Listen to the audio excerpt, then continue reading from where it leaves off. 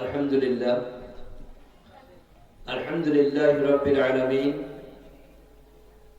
ওয়াসসালাতু ওয়াসসালামু আলা সাইয়্যিদিল মুরসালিন ওয়া আলা আলিহি ওয়া সাহবিহি আজমাইন।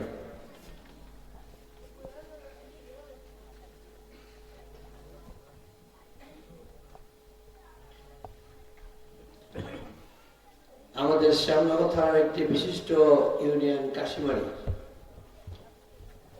শিক্ষা পরিবেশ, মাদ্রাসা শিক্ষা, বিশেষ করে ইংরেজি শিক্ষা, সকল বিষয়ের উপরে একটা শিক্ষা বান্ধব একটা এলাকা বলা যেতে পারে। সেই ইউনিয়নের এই নুরানি কাশিমারি নুরানি প্রি ক্যাডেট মাদ্রাসা আজকে শিক্ষার্থীদের হাফেজদের পাগড়ি প্রদান অনুষ্ঠান এবং অন্যান্য শিক্ষার্থীদের রেজাল্টের উপরে ভিত্তি করে পুরস্কার প্রদান অনুষ্ঠানের সম্মানিত সভাপতি উপস্থিত আছেন আমাদের শ্রদ্ধাভাজন ওলামায়ে কেরামগণ, অত্র মাদ্রাসার কর্তৃপক্ষ, শিক্ষকবৃন্দ, হাফেজে কোরআন, বিশেষ করে আমাদের পরম শ্রদ্ধেয় মরহুম ডক্টর ইয়াহিউর রহমান, তার আত্মার মাগফিরাত কামনার্থে তার সুযোগ্য পুত্র যিনি একটু আগে আমাদের সামনে বক্তব্য রাখছিলেন, তিনি এবং তার ভাই এবং বোনেরা যারা বিদেশে আছেন তাদের সহযোগিতায় অনুষ্ঠিত আজকে মাহফিল। এই মাহফিলের কর্তৃপক্ষ সহ যারা অনেক রাত যেখানে বসে আছেন সামনে, সকলকে আমি সালাম জানাচ্ছি। আসসালামু আলাইকুম ওয়া রাহমাতুল্লাহ। আমরা আসলে ইসলাম প্রিয় মানুষ, এদেশে বাস করি, ওয়াজ পাগল মানুষ। কোরআনের ওয়াজ যেখানে হয় সেখানে আমরা সারা রাত জেগে জেগে ওয়াজ শুনবার চেষ্টা করি। আলহামদুলিল্লাহ, এখান থেকে আমাদের মানসিক, নৈতিক, চারিত্রিক বিষয়ে আমরা অনেক কিছু শিক্ষা লাভ করতে পারি, করে থাকি। এদেশে অতীত থেকে, অনেক অতীত থেকে আলেম ওলামাদের মাধ্যমে, ওয়াজের মাধ্যমে মানুষরা ইমানের দিকে ফিরে এসেছে।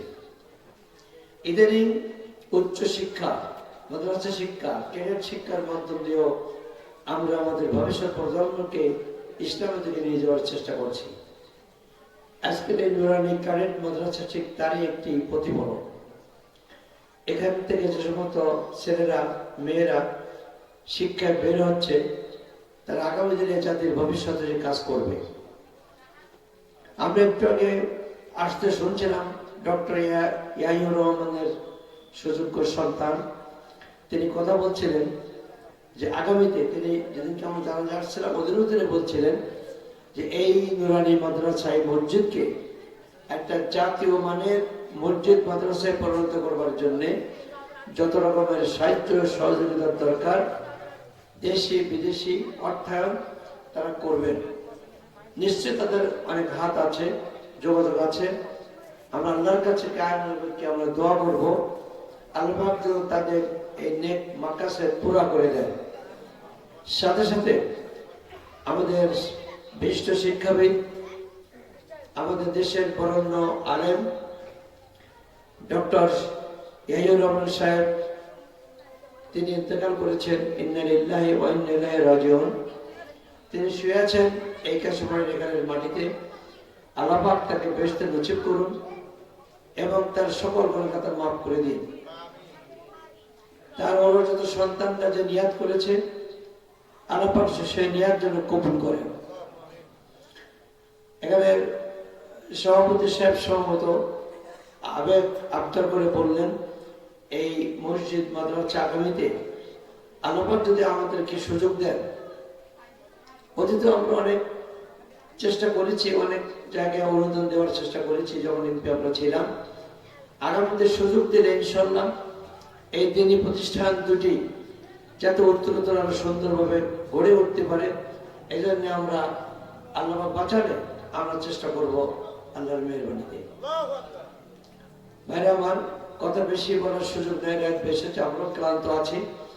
সর্বশেষ একটি কথা বলতে চাই, এই মসজিদ, এই মাদ্রাসা, এদেশের যত দ্বীনি প্রতিষ্ঠান, এটা আমাদের অবশ্যই চিন্তায় রাখতে হবে। এই দ্বীনি প্রতিষ্ঠানগুলোকে রক্ষা করতে গেলে, এই দ্বীনি প্রতিষ্ঠানকে টেকায় রাখতে গেলে শুধু বলে আমাদের অনুদান দিয়ে টেকায় রাখা যাবে না। ফিলিস্তিনি অনেক মসজিদ মাদ্রাসা ছিল, তারা টেকায় রাখতে পারে নাই। তাগুতি শক্তি ইহুদিরা ধ্বংস করে দিয়েছে। মিয়ানমারে আরাকানে অনেক মসজিদ মাদ্রাসা ছিল, টেকায় রাখতে পারে নাই। মিয়ানমারের তাগুতি সৈন্যরা তাকে ধ্বংস করে দিয়েছে। আমাদের দেশে অনেক মসজিদ মাদ্রাসা আছে, ঢাকাকে মসজিদের শহর বলা হয়।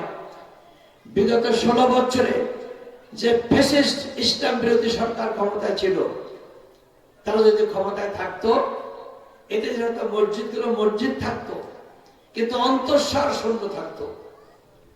এদেশের মাদ্রাসাগুলো মাদ্রাসা থাকতো, কিন্তু এখানে কোরআনের পরিবর্তে, কোরআনের সাথে অন্য ধর্ম অবলম্বী পাঠ দান করে আমাদের কিশোর যুবকদেরকে ভিন্ন পথে নিয়ে যাওয়ার ব্যবস্থা করা হতো। তার প্রমাণ ডক্টর জাফর ইকবাল, একজন নাস্তিক, তাকে নিয়োগ দিয়ে ইসলামী শিক্ষাকে ধ্বংস করে আমরা বানরের জাতি, এই কনসেপশন আমাদের কোমলমতি ছেলেদের মধ্যে, মেয়েদের মধ্যে, বাচ্চাদের মধ্যে ঢোকাবার চেষ্টা করেছিল। তাই যদি হতো, তাহলে মসজিদ মাদ্রাসা শুধু বিল্ডিং থেকে লাভ হতো না, অন্তঃসার শূন্য থাকতো।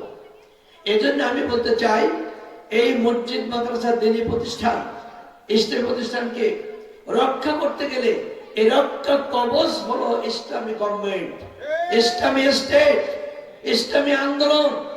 যে দেশে ইসলামী আন্দোলন নাই, যে দেশে ইসলামী গভর্নমেন্ট নাই, সে দেশে এই মসজিদ মাদ্রাসা থাকে না।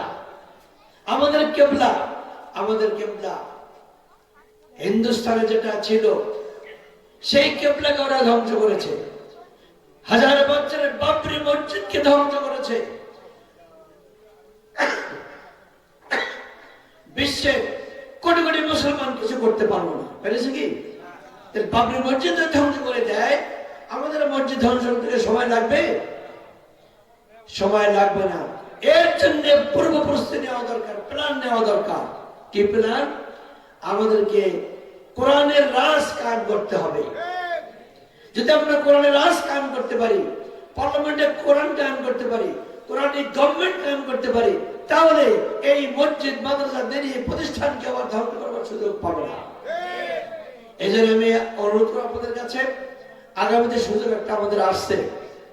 রাসূল করিম সাল্লাল্লাহু আলাইহি ওয়াসাল্লাম মক্কার 10 বছরে তিনি ইসলামিক স্টেট কায়েম করে মদিনা, মক্কা বিজয় করেছিলেন। আমাদের দেশে আমি একটা কথা প্রায় বলে থাকি, 71 সাল থেকে আমরা স্বাধীন হয়েছি 54 বছর। 54 বছরে অনেক ওয়াজ হয়েছে, অনেক নসিহত হয়েছে, বড় বড় আলেমরা আমাদের নসিহত করেছে। ইসলামী স্টেট কায়েম করার জন্য, কোরআন কায়েমের জন্য 54 বছরে কায়েম হয়নি। বোঝা গেল, শুধু ওয়াজ নসিহত করে কোরআন কায়েম হবে না। ওয়াজ নসিহত করলে আমার আত্মিক উন্নতি হবে, ব্যক্তির উন্নতি হবে, কিছু পরিবারের উন্নতি হবে, দ্বীনি ইলম শিখতে পারবো, কিন্তু স্টেট কায়েম হবে না।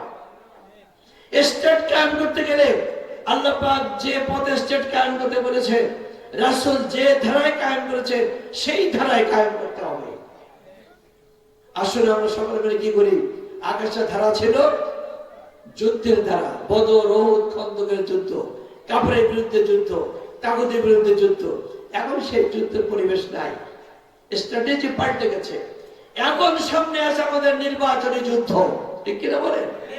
যদি এই নির্বাচনী যুদ্ধে আমরা ঐক্যবদ্ধ ভাবে কোরআনের পক্ষে রায় দিতে পারি, কোরআনকে পার্লামেন্টে নিয়ে যেতে পারি, বর্তমান নিয়ম অনুযায়ী 151টি সিট সারা দেশে আমরা পেতে পারি, তাহলে ওই সংসদীয় সদস্যরা পার্লামেন্টে যে যত বাতিল আইন কারণ আছে, ইসলাম বিরোধী আইন বাতিল করে দিয়ে কোরআনী আইন চালু করতে পারবে। এটাই আমাদের একমাত্র পথ, দ্বিতীয় কোনো পথ আমাদের সামনে খোলা নাই। এটা আমরা যত দ্রুত বুঝতে পারবো, ততই আমাদের মঙ্গল হবে। আজকে আমি আশা করছি আপনাদের কাছে এই গভীর রাতে এই ইসলাম প্রিয় কাশেমারিদের কাছে, ইসলাম প্রিয় এই এলাকার কাছে ডক্টর ইয়াহিয়া রহমান সাহেবের যে আত্মা শান্তি পাবে, উনি এ পথে কাজ করে গেছেন সারা জীবন, ইসলামী আইনের পথে কাজ করে গেছেন সারা জীবন। তার ছেলেরা মেয়েরা যে উদ্যোগ গ্রহণ করেছে আমরা অ্যাপ্রিসিয়েট করি, আমরা এটাকে গ্রহণ করি, এটা আমাকে সহযোগিতা করি। কিন্তু জনগণের দরকার, আমাদের দরকার এটাকে টেকায় রাখার জন্য কোরআনের পক্ষে আমাদের রায় প্রদান করা। আশা করছি আমরা সকলে মিলে আগামীতে যে কাজটা আমরা জামাত ইসলামী, বিএনপি লাখ লাখ লোক সভা করতে পারে নাই, একদল ইয়ং যুবকের আল্লাহ পাক তাদের দ্বারা তাইরুন আবাবিলা তারমিহিম বিহিজারাতিন মিন সিজ্জিল, আল্লাহ পাক যেমন ছোট ছোট পাখির মুখে প্রস্তর খণ্ড দিয়ে কাবা রক্ষা করেছিলেন, ঠিক আল্লাহ পাক একদল যুবকদের দ্বারা বিনা অস্ত্রে আমাদের 18 কোটি মানুষকে একটা তাগুতি শক্তি থেকে হেফাজত করেছে। এই আপনাকে স্মরণ রাখতে হবে। এটা করার পরে কি জন্য করেছেন, কেন করেছেন, এটা আমরা সকলে জানি। আগামীতে ওই তাগুতি শক্তি এবং তার দোসররা আবার আসতে না পারে, এই জন্য আমাদের সকল সতর্ক থাকা দরকার। আমি যুবক ভাইদেরকে বলবো, শিক্ষকদেরকে বলবো, আলেমদেরকে বলবো, কাশিমানি বাসীকে বলবো, আমরা যেন এদিকটা ভুলে না যাই। আমি কথা বলাচ্ছি না, আসলে আমরা সকলে মিলে আল্লাহর কাছে কামনা করি, দোয়া করি, আল্লাহ পাক আমাদেরকে হেফাজত করুন, এই প্রতিষ্ঠানগুলো টিকে রাখার ব্যবস্থা করুন। এই কাশিমানি ইউনিয়নকে আমার এই ছোট ভাই বলেছে একটা মডেল ইউনিয়নে পরিণত করতে চান। আলহামদুলিল্লাহ, আমরাও চাই আল্লাহ পাক আগামীতে আমাদের সুযোগ দিলে আমরা গোটা স্বর্ণগরকে একটা মডেল স্বর্ণগরে পরিণত করবো ইনশাআল্লাহ। আল্লাহ পাক তৌফিক দিয়ে সকলে বলে আমিন। এই কথা বলে আমিও দোয়া চেয়ে, আপনারা অনেক গভীর রাত কষ্ট করে এখানে বসে আছেন, আপনাদেরকে কাছে আমি দেরিতে আসছে ক্ষমা চেয়ে আল্লাহ পাক আমাদের সকলকে যাচাই খায়ের দান করুন, আমাদের বাড়িতে সকলকে হেফাজত করুন।